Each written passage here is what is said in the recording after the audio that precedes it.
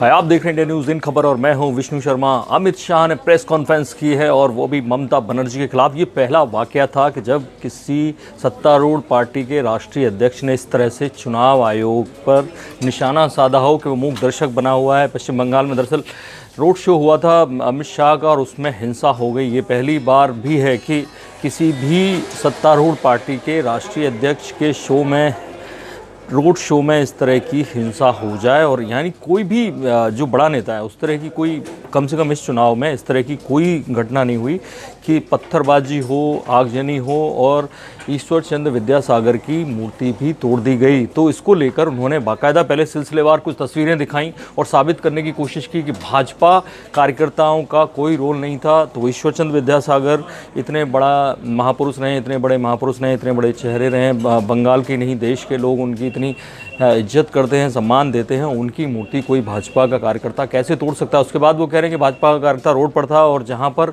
वो मूर्ति है वो 2 कमरों के अंदर थी। उसका ताला किसने खोला, चाबी किसके पास थी, अंदर जाके किसने मूर्ति तोड़ी, क्योंकि जो टीएमसी के कार्यकर्ता थे वो अंदर थे। वो ये भी कह रहे हैं कि कैसे 6 चरणों में चुनाव हुआ।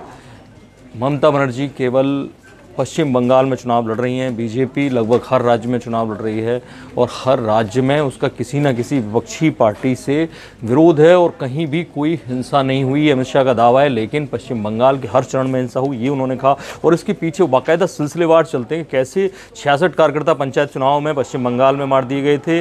वो 66 कार्यकर्ता जो विपक्ष के थे, ज़्यादातर भाजपा के थे। ऐसे में उन्होंने हाईकोर्ट की टिप्पणी बताई उसको लेकर और उसके बाद उन्होंने कहा कि हर चुनाव से पहले सीटर्स को गिरफ्तार करके भेज दिया जाता है, लेकिन यहाँ पर ऐसा नहीं हुआ, उनके खिलाफ कोई एक्शन नहीं हुआ।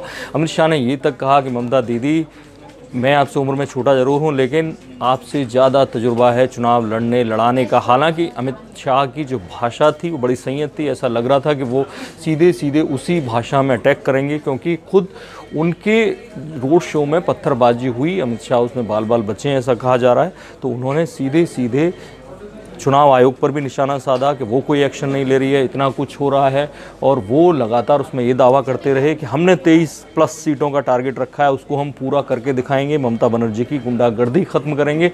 और चलते चलते उन्होंने ये भी कहा कि मुझे पता चला है कि हमारे खिलाफ FIR हुई है, खुद अमित शाह के खिलाफ FIR हुई है और ऐसे में वो इसका जवाब देंगे। अब क्या जवाब देंगे, नेचुरली पहले वो बैलेट से जवाब देंगे, उसी की बात कर रहे हैं कैसे वो 23 सीट जीत के दिखाएं और आगे फिर जब ममता बनर्जी के मुख्यमंत्री पद के लिए मुश्किल होगी, यानी जब विधानसभा चुनाव होगा, तब बीजेपी जवाब देगी। कुल मिलाकर भले ही वो तेवर नहीं थे जो ममता बनर्जी गुस्से में कहते हैं, लेकिन संयत भाषा में अमित शाह ने सीधे सीधे जो उनके रोड शो पे हमला हुआ उसका पॉलिटिकल माइलेज लेने के लिए प्रेस कॉन्फ्रेंस की है। और अब इंतजार करते हैं ममता बनर्जी क्या जवाब देते हैं।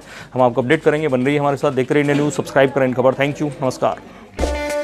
इन खबर चैनल को सब्सक्राइब करें और बेल आइकन दबाना ना भूलें।